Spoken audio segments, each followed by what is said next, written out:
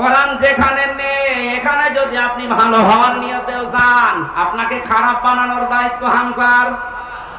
তাহলে তো আল্লাহ দিল দিত, আপনি নিজেকে খারাপ বানিয়ে ফেলেছেন। এটা যেহেতু ভাবে ইফাল থেকে এসেছে,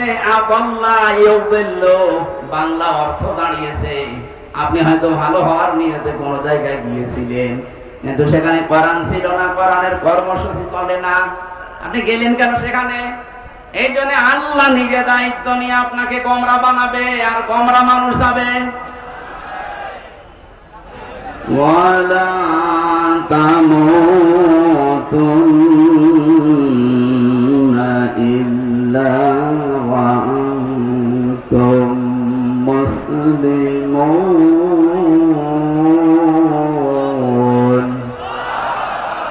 সাদাকতা ইয়া রাব্বানা। عن أبي هريرة رضي الله تعالى عنه قال قال النبي صلى الله عليه وسلم من مات ولم يخزو ولم يحدث به نفسه مات على شعبة من النفاق رواه ابن ماجه وقال تعالى في شان رسوله وما زادهم إلا إيمانا وتسليما اللهم صل على سيدنا مولانا পোস্টার আছে জামাত ইসলামের উদ্যোগে দুর্গাপুর দিল্লি ব্যবধানে পোস্টার করা যায় বাংলাদেশ জামাত ইসলামের দুর্গাপুর উদ্যোগে। আলহামদুলিল্লাহ, বাংলাদেশের ঐতিহ্যবাহী জেলা যশোর বেনাপোল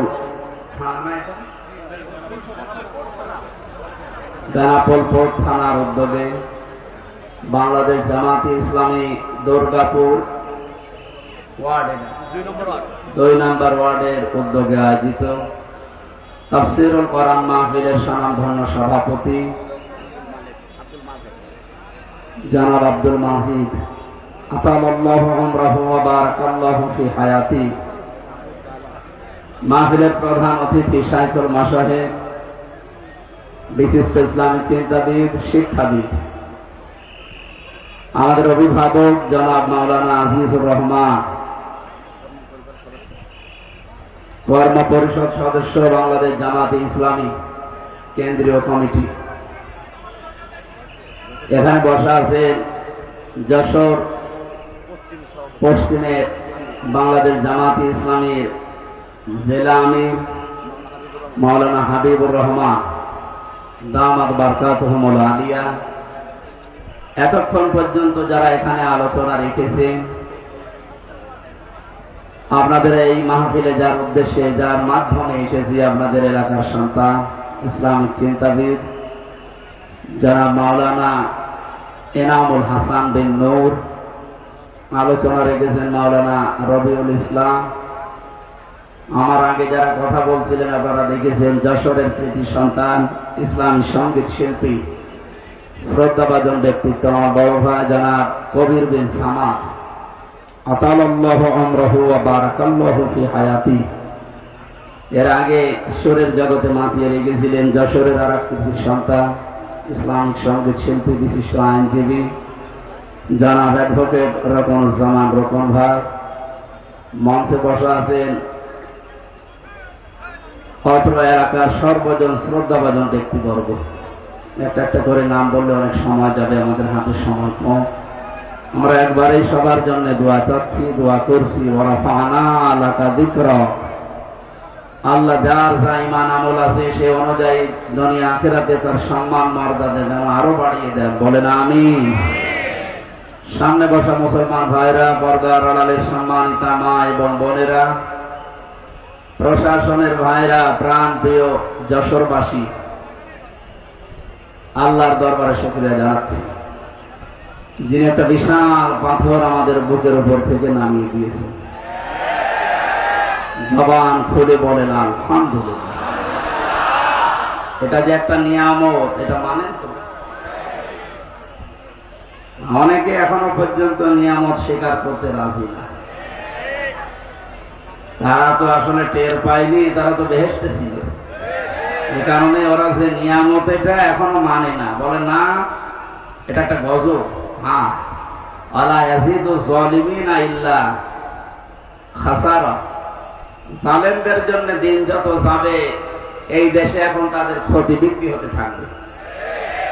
কারণ কি, অনুনাজ্জিলু মিনাল কুরআনি মা হুয়া শিফাউন ওয়া রাহমাতুল লিল মুমিনিন। এই কোরআনে কারীম নাজিল করার ধারাবাহিকতায় আল্লাহ এমন এমন বিধান দিয়েছেন যেগুলো মুমিনদের জন্য শিফা, রোগ মুক্তির কারণ। ব্যক্তি, পরিবার, সমাজ এবং রাষ্ট্রে যে রোগগুলো আছে কোরআনে কারীম দিয়ে আগামীতে সবগুলো সংশোধন করা হবে ইনশাআল্লাহ। বৈষম্য বিরোধী ছাত্র আন্দোলনে যারা শহীদ হয়েছে, জীবন দিয়েছে, আহত অবস্থায় এখনো হাসপাতালে আছে প্রায় 2700-র উপরে, আমি জানি 17,500 উপরে প্রায় মারা গেছে এই দেশে। না, মারা যায়নি, শহীদ হয়েছে, মারা গেছে না। যে মানুষগুলো জীবন দিয়ে গেল, অনেকে এখনো পর্যন্ত স্বীকার করে না যে এরা শহীদ। আপনি ভুল পথে আছেন। জালেমের জুলুমের সামনে নিজের জীবনটা পর্যন্ত যে লোকটা দিতে পারে সে শহীদ হবে নাকি আরেকবার মরে দেখারও লাগবে? কোরআনে কারীম জানিয়েছে, ওয়ালা তাকুলু লিমান ইউকতালু ফি সাবিলিল্লাহি আমওয়াত বাল আহইয়াউ ওয়ালাকিন লা তাশউরুন। সূরা বাকারার 154 নম্বর আয়াতে আছে। তাফসীরে ইবনে কাসির আর ফি সিলালিল কোরআন দেখবেন খালি খাস। আল্লাহ পাক বলেন, মুখ দিয়ে কোনোদিন এই কথা বলবি না। যেহেতু মানুষ মুখ দিয়ে কথা বলে, এই জন্য মুখের উপরে আল্লাহ নোটিশ দিয়েছেন। শুধু একজন দুইজনকে না, ওয়ালা তাকুলু, এটা বহু বচন। কেউ এ কথা বলার সাহস করবে না, কোনোদিন বলবে না যারা আমি আল্লাহর জন্য জীবন দিয়েছি এরা মারা গেছে। বরং এরা জীবিত, কিন্তু তোরা টের পাস না। এতটুকু আল্লাহ শেষ করেননি। আল্লাহ পাক বলেন, মানুষ মুখ দিয়ে কথা বলে, এরপরে অন্তর দিয়ে ধারণা করে। এই জন্য ধারণার উপর আল্লাহ দিয়েছেন নোটিশ। ওয়ালা তাহসাবান্নাল্লাযীনা কুতিলু ফি সাবিলিল্লাহি আমওয়াতা বাল আহইয়াউন ইনদা রাব্বিহিম ইয়ারযাকুন। সূরা আলে ইমরানের 159 নম্বর 69 নম্বর আয়াতে আছে। রব্বুল আলামিন বলেন, ধারণাও করবে না কোনোদিন মনে মনে যারা শহীদ হয়েছে এরা মারা গেছে। না, এটা ধারণাও করা যাবে না। এত মর্যাদা আল্লাহ তাদেরকে দিয়েছেন। মাওলানা রবিউল ইসলাম, এখনই মরার দরকার নেই। যদি মরে, ঈমান নিয়েও যদি মারা যায়, এটা এখন যুবক মানুষ এখন বাঁচবে, সারের কথা বলতেছে, এমনি কয়েকদিন পর মরে যাবে।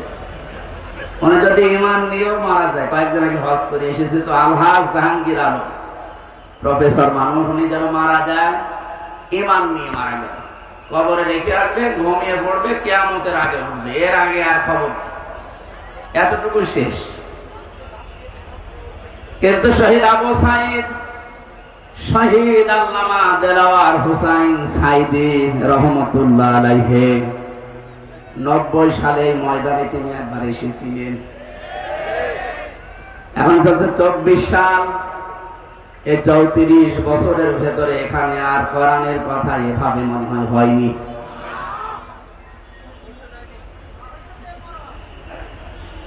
এই মানুষগুলোর নাম বললাম, ওনারা প্রফেসর জাহাঙ্গীরের মতো শুধু ঘুমিয়ে থাকবে কবরে না, আল্লাহ বলেন ওরা জীবিত থাকবে।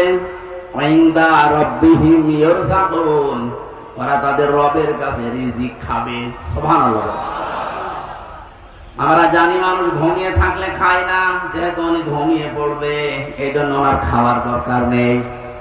যারা জীবিত থাকবে মানুষগুলোর খাবারের দরকার হয়। কিয়ামত পর্যন্ত মহান আল্লাহ শহীদদেরকে নিজে দায়িত্ব নিয়ে খাওয়াবেন। জোরে বলেন আল্লাহু আকবার। শহীদ আবু সাইদের কি তার জীবনের কোনো মায়া ছিল না? কয়েকদিন আগে গিয়েছিলাম রংপুরে, কবর জিয়ারত করার পরে দেখলাম ওর বাবা বেরিয়ে এসেছে। আমার বলছে, হুজুর আমার ছেলেটা ছোটবেলা থেকে প্রতিবাদী, অন্যায় দেখলেই ওর নিজের সমর্থন নেই, তারপরও প্রতিবাদ করত। এই শব্দটাকেই তো আমরা চাই। অন্যায় যেখানে হবে প্রতিবাদ সেখানে হবে, এইটার আরবি নাম জিহাদ। এটাকে উল্টা পাল্টা নাম দিয়ে বহু নিচে নামিয়ে ফেলেছিল ইসলামিক বিদ্বেষী তারা বানিয়েছে শব্দটাকে জঙ্গি, টেররিস্ট, সন্ত্রাসী, আরো কত রকমের নাম দিয়ে পৃথিবীর মানুষকে দেখিয়েছে যে এই দেশে জিহাদের নাম নিয়ে বিশৃঙ্খলা তৈরি করার জন্য অনেকে চেষ্টা চালিয়েছে। এরা সবচাইতে বেশি ভূমিকা পালন যারা করেছে, আমি নাম নিয়ে বলি, কাউন্টার টেররিজমের ওই সময়ের যে প্রধান ছিল মনিরুল ইসলাম। আমার যতটুকু বাস্তবতায় জ্ঞান আছে কোরআন আর হাদিসের উপরে, এই লোকটার অ্যাক্টিভিটিস, এই লোকটার কাজ কামের কারণে, এই তৎপরতার কারণে যত মানুষের জীবনে এদেশে নষ্ট হয়েছে, গুম হয়ে আছে, এখান থেকে একজন গুম হয়েছে রেজওয়ান। গুম এই শব্দটা শুনতে যদিও ছোট মনে হচ্ছে, এটাতে কত বড় ভয়ানক এবং বিপজ্জনক একটা শব্দ। যারা এখন দায়িত্বে আছেন এত কড়াকড়ি করেন, কিয়ামতের আগে যেন এই দেশে আর কেউ গুম না হয়। আর আমরা চাই গুম শব্দের সাথে যারা জড়িত ছিলেন একটাকেও যেন ছাড়া না হয়। কোথায় গেছে ওই মনিরুল? কে যেন সেদিন এক কানা লোককে দেখলাম, অন্ধ, গান বানিয়েছে। কোথায় কাদের কাকা?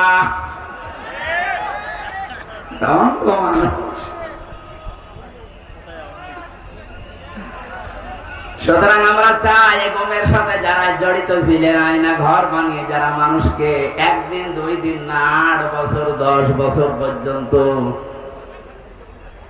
আমার মনে হয় যাদের ভেতরে অন্তত যারা পরিমাণে মনুষ্যত্ব আছে, তারা কোনদিন আয়না ঘরের ভেতর থেকে পাহারা দিয়ে এসে নিজের বাড়িতে ঘুমানো সম্ভব না। আমার রিমান্ডে যে মাটির নিচে ছিলাম সেখানে ওরা রেখেছিল, আমার উপর যে অত্যাচার করতো, মাঝে মাঝে চিন্তা করতাম, আল্লাহ এরাও তো মানুষ, এরা বাড়ি যে স্ত্রীর কাছে থাকে কি করে, এদের তো ঘুম আসার কথা না। এরা নিজেরাই আমাকে বলতো আপনার কোনো দোষ নেই, আমরা জানি, তারপরও আপনি এই করতেন আমার সাথে। কালো কাপড় দিয়ে চোখ বেঁধে, হাত পেছনে বেঁধে রেখে, মাথায় দড়ি দিয়ে টাঙিয়ে রাখতেন, আর আপনি বাড়ি যে ঘুমাতেন, আপনার ঘুম আসতো কি করে? তার মানে মনুষ্যত্বের যারা পরিমাণ একটা কিছু ছিল না, এরা মানুষের বাইরে চলে গেছে। আমার সাথে ভালোবাসতো আমাকে, তাই যদি এই করে যাদের করে দেখতেই পারে না, মাঝে মাঝে বলতো, হুজুর আপনার ওয়াজ শুনি আমরা। ওরে শয়তান, কিসের ওয়াজ শুনিস তুই?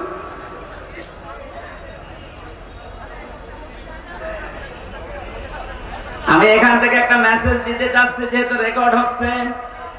আর শুধুমাত্র হারুন, বিপ্লব, বেনজির এদেরকে নিয়ে আলোচনা হচ্ছে না, আলোচনা বেশি হওয়া দরকার এই টাক মনিরুলকে নিয়ে। বহু মানুষের জীবনে লোকটা নষ্ট করেছে এই জঙ্গি নাটক সাজিয়ে, বিশ্বের কাজে দেখাতে চেয়েছে, হ্যাঁ এদেশে এরকম কিছু আছে। 2 টাকা খরচ হলে সেখানে 20 টাকা রাষ্ট্রের খরচ করেছে। এই লোকটা শাস্তি হওয়া দরকার, নয়তো সামনে এরকম বহু শয়তান পেতে আছে, ওরা এসে আবার এটা চালু করবে। একে যদি সেভাবে শাস্তি দেওয়া দরকার ওইভাবে দেওয়া যেত, সামনে এসে অন্যায় হবে বলে আশা করছি বন্ধ হয়ে যেত। কথা বলেন ঠিক কিনা? আমার মনে হয় আয়না ঘরটা একেবারে বিলুপ্ত না করে রেখে দেওয়া দরকার। তাম পৃথিবীর মানুষেরা কিয়ামত পর্যন্ত এই পৃথিবীতে যারা আসবে, বাংলাদেশে যারা দেখতে আসবে, এরা যেন দেখে বোঝে যে এই দুনিয়ায় বাংলাদেশ নামক যে দেশ ছিল, এ দেশে একটা জালেম ছিল।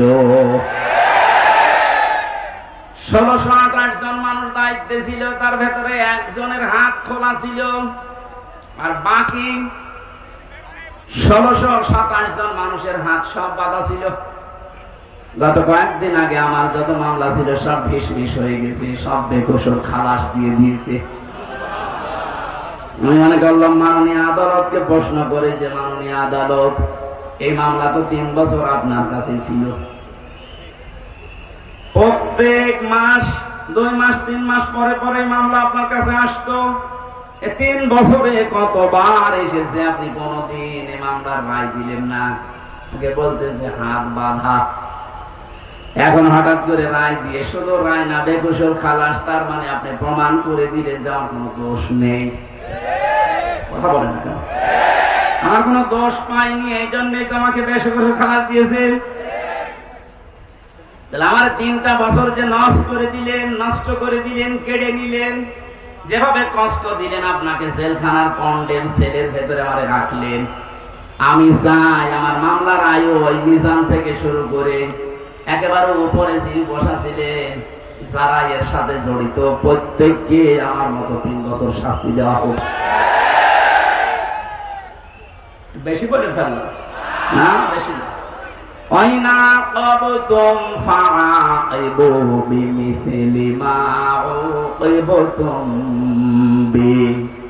যতটুকু অত্যাচারিত তুমি হও, ওই পরিমাণে যদি করো কোনো গুনাহ নেই। আমি তো এটাই চাচ্ছি।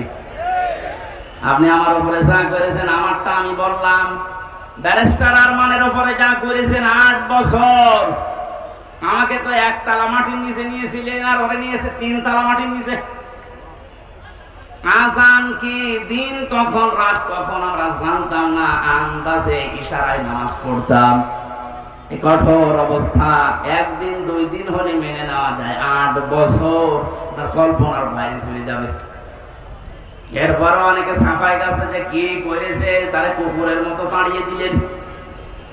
আজকে তার ছেলে স্ট্যাটাস দিয়েছে, বাংলার মানুষেরা আমার মাকে কুকুরের মতো বিদায় করে দিয়েছে। লজ্জা করে নেই কথা বলছে, কি বলছে না বলছে, মাথা খারাপ হয়ে গেছে। কেন কুকুরের মতো তাড়িয়ে দিয়েছে? তার বাস্তবতায় আয়না ঘর। আমার যতটুকু বাস্তব জ্ঞান আছে, এদেশের 18 কোটি মানুষকে যদি এই জালিমরা যা করেছে, 18 কোটি মানুষ সবাই বলে আমরা মাফ করে দিলাম, উদার হয়ে।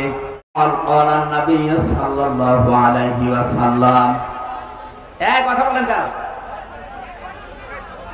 কথা বন্ধ করেন। এটা গুরুত্বপূর্ণ বিষয়, ভালো করে শোনেন, শুনতে পারলে হবে। বসেন। মানে তাবাল হুদা বিগাইরিল কুরআন আদাল্লাহুল্লাহ। তিরমিজি শরীফের হাদিস, যে 6টা গ্রন্থ হাদিসের অথেন্টিক আছে, তার ভেতরে এটা একটা। আল্লাহর নবী জানিয়েছেন, এই পৃথিবীতে কোরআন বাদ দিয়ে কেউ যদি কোন জায়গায় ভালো হওয়ার নিয়তেও যায়, আল্লাহ নিজে দায়িত্ব নিয়ে তাকে গোমরা বানিয়ে দেয়। আর আমরা জানি গোমরা মানুষ যাবে কোথায়? আরো জোরে, জোর হলো না, বলেন আর একবার। এবার হাদিসের বাস্তব ব্যাখ্যা শোনেন। কোরআন যেখানে নেই, এখানে যদি আপনি ভালো হওয়ার নিয়তেও যান, আপনাকে খারাপ বানানোর দায়িত্ব হামজার। তাহলে দল্লায়া দিল দিত, আপনি নিজেই নিজেকে খারাপ বানিয়ে ফেলেছেন। এটা যেহেতু ভাবে ইফাল থেকে এসেছে, বাংলা অর্থ দাঁড়িয়েছে, আপনি হয়তো ভালো হওয়ার নিয়তে কোন জায়গায় গিয়েছিলেন, কিন্তু সেখানে কোরআন ছিল না, কোরআনের কর্মসূচি চলে না, আপনি গেলেন কেন সেখানে? এই জন্য আল্লাহ নিজে দায়িত্ব নিয়ে আপনাকে গোমরা বানাবে, আর গোমরা মানুষ যাবে। সুতরাং আজকের এই ময়দানে গরমে শুধু আসা না, কঠিন একটা সিদ্ধান্ত নিয়ে যাওয়া লাগবে। কোরআন যেখানে নেই, ওই দরবার যদি আমার বাবাও কায়েম করে, ও দরবারে আমি নেই। কোরআন যে রাজনৈতিক দলে নেই, যাদের কর্মসূচিতে কোরআন নেই, ও রাজনৈতিক দলের প্রতিষ্ঠাতা যদি আমার বাবাও হয়, আমি ওই দলে নেই। কারা কারা এটা মানতে পারবেন দেখি? আন্দাজ হাত তুলবে না কিন্তু। দেখেন তো, হাত তোলেনি কে? দেখেন তো। নারে তাকবীর আল কোরআনের আলো সংসদে চালো নারে তাকবীর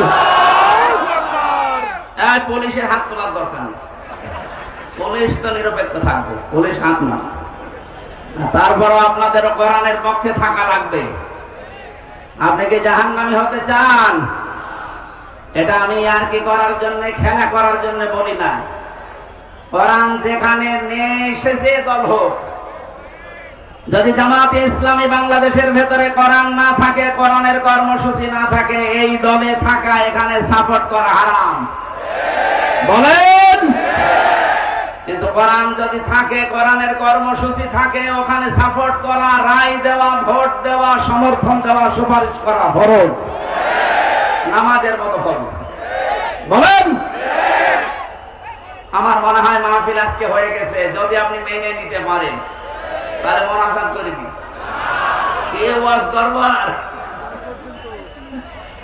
আজকে আমরা তেলাওয়াত করেছি গুরুত্বপূর্ণ একটা আয়াত সূরা আলে ইমরানের 102 নম্বর আয়াত আমরা তো জন্মের পর থেকে আয়াতটা শুনছি কিন্তু তিনটা বিষয়ের ভেতর আল্লাহ এমন ভাবে সাজিয়েছেন যেহেতু তাফসীরুল কোরআন মাহফিল লিখেছেন আমরা হক আদায় করার একটু চেষ্টা চালাচ্ছি ইনশাআল্লাহ জবান খুলে আগে একটু তেলাওয়াত করেন আউযু বিল্লাহি মিনাশ শাইতানির রাজিম বিসমিল্লাহির রহমানির রহিম ইয়া আইয়ুহাল্লাযীনা আমানু তাকুল্লাহা হাক্কা তুকাতিহি ওয়া লা তামুতুন্না ইল্লা ওয়া আনতুম মুসলিমুন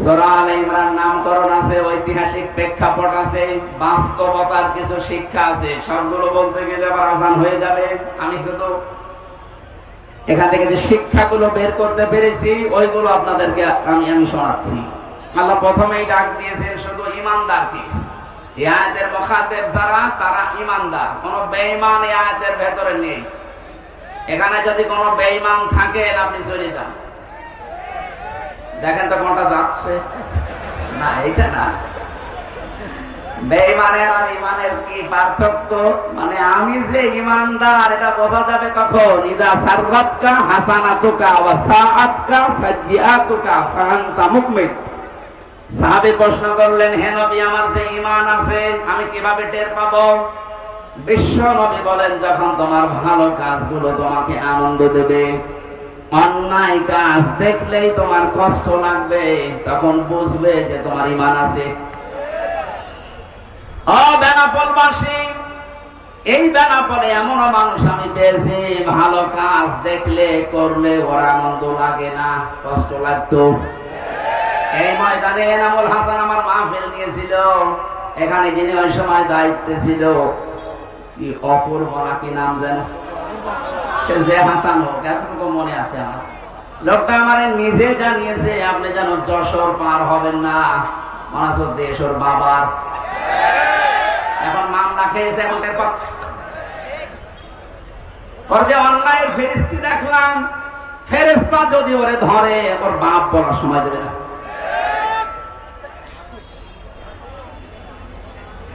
আল্লাহ গজব থেকে যে আপনাদেরকে বাঁচিয়েছে এখন যিনি আছে মনে হয় আল্লাহর ওলি হবে আল্লাহ ওনাকে হায়াতে তাজ্জে বাসিহাত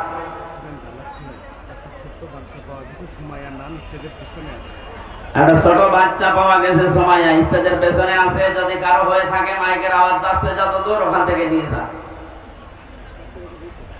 আমার ভাইরা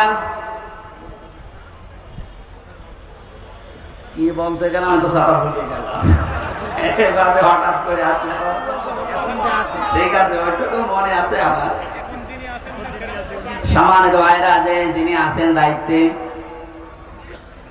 এই যে কিছুদিন আগে যশোরে যিনি এসপি হিসাবে দায়িত্ব পালন করার জন্য এসেছেন ওনার একটা ভিডিও দেখলাম মানে দায়িত্ব নেওয়ার পর তিনি জানিয়েছে পুলিশের এই চাকরি আমি জান্নাতে যাওয়ার মাধ্যম মনে করি। এটা একটা আল্লাহর ওলি যদি এই কথা মতো কাজ করতে পারে। মসজিদের ইমাম সাহেব যদি বলে আমি ঘুষ খাই না, ওরা ঘুষ দেবে কে? আর বেনাপোলের ওসি সাহেব যদি বলে আমি ঘুষ খাই না, এটা আল্লাহর ওলি? কারণ একেবারে আল্লাহ সব খুলে দিয়েছে। সুতরাং যিনি দায়িত্বে আছেন, আল্লাহ যেন তার ভেতরেও যশোরের এসপি সাহেবের মতো আল্লাহর ভয়, আখিরাতের ভয়, জান্নাতের আশা ঢুকিয়ে দেন। বলেন আমিন। আমি ওসি সাহেবের জন্য দোয়া করছি। এ বিশাল আয়োজনে অনেক আঞ্জাম দিয়েছেন, অনেক পুলিশ সদস্য পাঠিয়ে, যদিও পুলিশরা দাঁড়িয়ে আছে, কিছুই করছে না। আমরা কোন ঝামেলা হলে একটু দেখেন ভাই, আশা করছি হবে না। এখন কিছুদিন আগে বাংলাদেশ জামাতে ইসলামী কুষ্টিয়া জেলা শাখার উদ্যোগে 550 আলেমকে দাওয়াত দিয়েছিল। সব ঘরানার আলেমরা এসেছিল। 550, 3.5 ঘন্টা 4 ঘন্টা আমরা আলোচনা রেখেছি কোরআন হাদিস দিয়ে। কোনো বাধা নেই, কোনো উস-বিস নেই। আপনি বলেন তো 5 তারিখের আগে আগস্টের 550 না 5.5 জন আলেম এক জায়গায় হলে 10টা মামলা হয়ে যেত। কোথা থেকে আল্লাহ কোথায় আমাদেরকে পৌঁছিয়ে দিয়েছে, এ নিয়ামতের শুকরিয়া আদায় করা দরকার না? আসলে এই নিয়ামত এর শুকরিয়া আদায়ের মাধ্যম 3টা। আপনাদেরকে আমি খুব শর্টকাটে বলছি। পৃথিবীতে যে কোনো নিয়ামত যদি পান, নিয়ামতের যে শুকরিয়া আদায় এতদিন শুনেছেন যে আলহামদুলিল্লাহ বললেই হয়ে গেল না, এটা একটা বাক্য। এটা কি? নিয়ামতের শুকরিয়া আদায় হবে 3টা বিষয় মানলে। 1 নম্বরে আপনাকে মুখে বলা লাগবে যে এটা নিয়ামত। এটা কি? এদেশের 100 জনের 80 জন বিশ্বাস করছে, মেনে নিয়েছে যেটা নিয়ামত, খালি 20 জন এখনো মানে না। এক কথা বলেন। এই জন্য একটা উদাহরণ আমার মনে পড়ছে। হোস্টেলে খাবার খায় 100 জন। সকালবেলা ওদের দেওয়া হয় পাউরুটি আর কলা। 20 জন বলছে চা দেওয়া হচ্ছে, এইভাবে দেওয়া হোক, আমাদের অসুবিধা নেই। 80 জন বলছে না, এই খাবার আমরা খাবো না, আমরা মেনু পাল্টাতে চাই। হোস্টেল ম্যানেজারকে ডাক দিয়েছে যে স্যার, আমরা কেউ চাই রুটি, কেউ চাই রোল, কেউ চাই খিচুড়ি, এভাবে বিভিন্ন নাম দিয়েছে। উনি বলছে তাহলে ভোট দাও। ভোট দিয়ে দেখা গেল যে 20 জন আগে ছিল কলা পাউরুটি, ওরা 20 জনই আছে। বাকি ভোট দেওয়ার পরে 15 জন চেয়েছে রোল, 18 জন চেয়েছে চিড়া, 19 জন চেয়েছে হয়তো খিচুড়ি। এভাবে ভাগ ভাগ করে দেখা গেল যে 80 জন ভাগ হয়ে 20 পর্যন্ত আর যেতে পারে না। এটা বললাম এই কারণে, এখন কিন্তু সময় ঠিক ওই কায়দায় চলছে। এই কথা বলছেন। আমরা সংখ্যা এখন কম না। 5 তারিখের পর থেকে আজকের 11 তারিখ, আজকে 11 তারিখ না, 1 মাস 6 দিনের রিপোর্ট আমরা পেয়েছি, বিবিসি রিপোর্ট দিয়েছে। 5 তারিখে, আগস্টের 5 তারিখের আগ পর্যন্ত এই দেশে মাত্র 100 জনের 15 থেকে 16 জন মানুষ চাইতো যে দেশে ইসলাম কায়েম হোক। কিন্তু 1 মাস 6 দিনের ব্যবধানে গতকালকের রিপোর্ট এই দেশে এখন 41 জন, কয়েকদিন আগে 36 জন ছিল, এখন 100 জনের 41 জন মানুষ চাচ্ছে যে এই দেশে ইসলাম কায়েম হোক। এভাবে যদি কিছুদিন যেতে থাকে, আপনি দেখবেন 51 মানুষ যদি চায় যে দেশে আল্লাহর আইন দিয়ে চলো, কোন মহারথী আর বাধা দিয়ে ঠেকাতে পারবে না ইনশাআল্লাহ।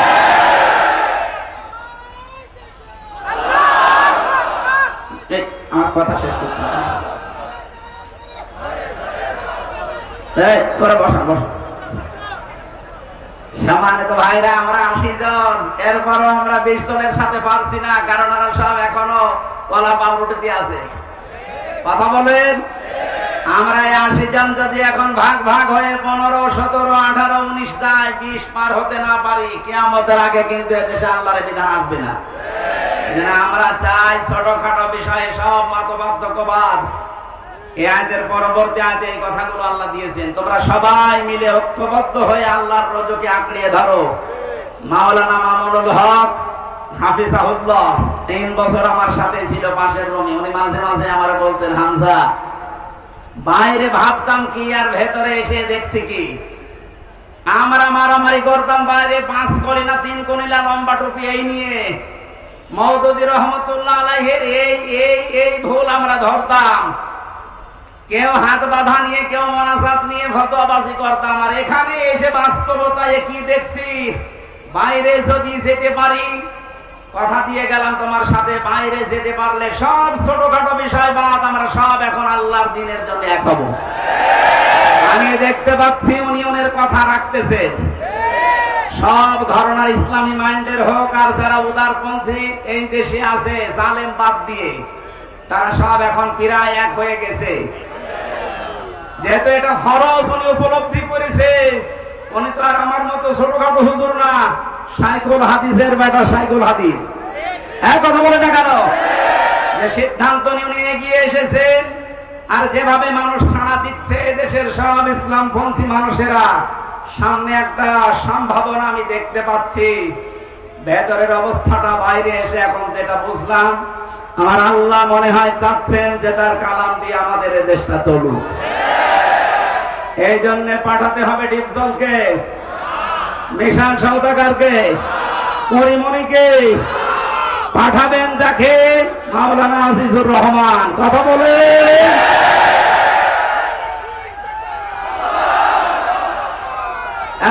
একটু চোখ। সেদিন সিরাজগঞ্জে যাবার পরে আমি নেতৃত্বের গোনা বলি 8টা, এর উপরে কথা বলেছিলাম। এক জালেম এসে বলছে, হুজুরে ওয়াজ হচ্ছে না রাজনীতি হচ্ছে? এইটাই আসলে আজ এতদিন পর্যন্ত আমাদের আদর্শ ঠিক করতে পারি নাই, এই কারণে এই মাথার উপরে যাদের ঝড়ি ছিল আমাদের পর্যন্ত আসে না। রাসূলুল্লাহ আবু সাহেলের মাথা থেকে, আবু লাহাবের মাথা থেকে খাদ্যের ঝড়ি যখন আবু বকরের মাথায় দিয়েছেন, ওমরের মাথায় দিয়েছেন, এতদিন যারা খাবার পায়নি এখন খাবারের অভাব হয়নি। ঝড়ি তো একই ছিল, শুধু মানুষ পাল্টিয়েছে। কথা বলেন ঠিক কিনা? আমরাও তো ঝড়ি ঠিকই আছে, শুধু পাল্টিয়ে চাকলাদার মার্কা লোককে বাদ দিয়ে আমরা আজিজুর মার্কা লোক চাই। ঝড়ি ঠিকই থাকবে, খাবারের অভাব হবে না ইনশাআল্লাহ। আপনি কি বেশি বলে ফেললাম? না, কিসের বেশি, কম হয়ে গেছে। আমি যেটা বিশ্বাস করছি কোরআন পড়ে কোরআন দেখে, সেটাই আমি জানাচ্ছি। খালি ঝড়ি পাল্টিয়ে দেন, এদেশে কোনো কিছুর অভাব নেই, শুধু সৎ নেতৃত্ব আর যোগ্য বন্টনের অভাব। এই কারণে আমরা খাবার পাই না। এগুলো ফিরিয়ে দেন, দেখেন কি হয়। আপনাদের এলাকা তো সাক্ষী, মাওলানা রিয়াসাত আলী। এক কথা বলছে না কেন? এই পাশের থানায় ছিল কে? মুহাদ্দিস আবু সাইদ। এর চাইতে জ্বলন্ত সাক্ষী আর কি চান? দিয়ে দেখেন তো এরকম মানুষকে। আমি কথা দিয়ে যাচ্ছি, যদি যা বলছি না মেলে, আমি জীবনে মাহফিলে আর কোরআনের কথা বলবো না, আপনাদের মতো হয়ে যাবো। যান। এই জন্য আল্লাহ ভালো কাজ দেখলে যদি আমাদের ভালো লাগে, আনন্দ লাগে, অন্যায় দেখলে যদি কষ্ট লাগে, দুঃখ পান, বুঝবেন যে আপনার ভেতরে আর যা থাক ঈমান আছে। এইরকম ঈমানদারকে আল্লাহ ডাক দিয়েছেন, ইত্তাকুল্লাহ, আমি আল্লাহকে ভয় করো। তাকওয়ার ব্যাখ্যা এতদিন পর্যন্ত কি শুনেছেন আমি জানি না। অনেকে মনে করে তাকওয়া মানে বিশাল জুব্বা গায়ে দিয়ে, পাগড়ি মাথায় দিয়ে, হাতে একটা তসবিহ নিয়ে শুধু এই সারের মতো পান খাবেন। না না, মানে পান খায় না। আমি দেখেছিলাম বাস্তবে পাবনায় একবার, এক হুজুর আমার আগে ওয়াজ করছে, আমার ভাইরা, আমার এই পীর এত বড় আল্লাহর ওলি, প্রতিদিন 30টা করে পান খায়, প্রতি পানে হাকিমপুর জর্দা খায়। মরিদরা বলছে সুবহানাল্লাহ। এইটাই যদি সুবহানাল্লাহ হয়, নাউজুবিল্লাহ হবে কোন জর্দায়? আপনাদের এলাকায় যেহেতু এই জিনিস তৈরি হয়, এজন্য ওই জিনিসের কথা তো বলা যাচ্ছে না। এটা কি এখনো তৈরি হচ্ছে? আমি আকিস গ্রুপে চাকরি করতাম আদিন হাসপাতালে ঢাকাতে। ডাক্তার মোহাম্মদ মহিউদ্দিন আকিস সাহেবের বড় ছেলে। বলেছিলাম, স্যার এই অখাদ্য কুখাদ্য একটু বাদ দিয়ে অন্তত খাদ্য তৈরি করেন মানুষের। ওনারা মনে হয় এটা বেঁচে দেওয়ার কথা। কি করেছে আমি তো 3 বছরের ভেতরে আমি আর জানি না। এই যে এইরকম দৃশ্য দেখলে আমরা আল্লাহর ওলি মনে করি, তাকওয়াবান মনে করি না। তাকওয়া হচ্ছে যেখানে যিনি দায়িত্ব পালন করবেন ওই জায়গাতে শিক্ষা এবং ভিক্ষা নিয়ে, কথাগুলো খেয়াল করে, যেখানে যেই লোকটা বসবে, দায়িত্ব পাবে, ওই বিষয়ের উপরে তার শিক্ষা লাগবে, প্রশিক্ষণ লাগবে, এবং বাস্তবে সে যেন সুচারুরূপে কাজটা আঞ্জাম দিতে পারে। এর আরবি নাম তাকওয়া। এইটাই করতে চাই বাংলাদেশ জামাত ইসলামী এবং ইসলামী ছাত্র শিবির। আমি বাস্তব দেখছি, এই কারণে বলছি, যোগ্যতা সম্পন্ন মানুষ শিক্ষা এবং দীক্ষা দিয়ে জায়গায় তুলে দেন, আল্লাহর কসমে দেশটা দাঁড়িয়ে যাবে ইনশাআল্লাহ। একটা নাস্তিক, আল্লাহ বিশ্বাস করে না, অধ্যাপক আনিসুর রহমান, এই লোকটা ঘোষণা দিয়েছে বাংলাদেশ জামাত ইসলামী এবং ছাত্র শিবিরের হাতে 5টা বছর তুলে দেন, উনি গ্যারান্টি দিচ্ছে দেশে দুর্নীতি, চুরি, অন্যায়, অবিচার সব 5 বছরে বিদায় নিয়ে চলে যাবে। আল্লাহ বিশ্বাস করে না এই লোকটা এই কথা বলতে পারে। আর আপনি একটু নামাজও তো পড়েন, নামের আগে হাজি আছে, তাও আপনি বিশ্বাস করেন না। আপনি ফিরে এসে দেখেন কি হয়। আমার বংশের 100 জনের 98 জন ছিল এই জালেমের পক্ষে। আগস্টের 5 তারিখের বিকাল আসতে আসতে আমার কল দিয়ে বলছে, বাবাজি আমরা সব পাল্টিয়ে গেছি, মানে সব আমরা এখন জামাতে ইসলামী, এখন জামাতে ইসলাম। ওরা বুঝে ফেলেছে যে জালেমরা এই পৃথিবীতে আর প্রতিষ্ঠিত হতে পারবে না, কারণ আমরা 80 জন, ওরা মাত্র 20 জন। এই কথা বলে না কেন? এখানে ছোটখাটো বিনা বিষয় নিয়ে আর গন্ডগোল করা যাবে না। সব বাদ, সব এখন আমরা এক হব। 80 জন যদি এক জায়গায় হতে পারি, সত্য কথা বলছে, কিয়ামতের আগে দেশ থেকে আর কোন জালেম চেয়ারে বসতে পারবে না ইনশাআল্লাহ। এই জন্য আমাদের উচিত হচ্ছে তাকওয়ার যে ব্যাখ্যাটা আধুনিক বললাম, তাকওয়া মানে আল্লাহর ভয়, তাকওয়া মানে নিষিদ্ধ কাজ ছেড়ে দেওয়া আছে, আসল ব্যাখ্যা এইটা। আর এইটাই জামাত ইসলামী বুঝেছে। এই জন্য যোগ্যতা সম্পন্ন মানুষ তৈরি করার, শিক্ষা দেওয়া, প্রশিক্ষণ দেওয়া, ওই জায়গা চালানোর মতো কোয়ালিটি তৈরি করে বসিয়ে দেওয়া, এটা যদি সত্যি আমরা করতে পারি, এই তাকওয়া, আল্লাহ কি জানিয়েছেন? ওয়ালাউ আন্না আহলাল কুরা আমানু ওয়াত্তাকাউ লাফাতাহনা আলাইহিম বারাকাতিম মিনাস সামাই ওয়াল আরদ। আল্লাহ বলেন, আমার উপর ঈমান আনার পরে যদি তাকওয়া অবলম্বন করতে পারো, তার মানে এইভাবে যেভাবে প্রশিক্ষণ দিয়ে 3 মাস, 6 মাস, 1 বছর পরে পরে খুঁটি বানায় এক একটা, এভাবে যদি তৈরি করে নিতে পারো, আমি আল্লাহ গ্যারান্টি দিচ্ছি লাফাতাহনা, লামে তাকিদ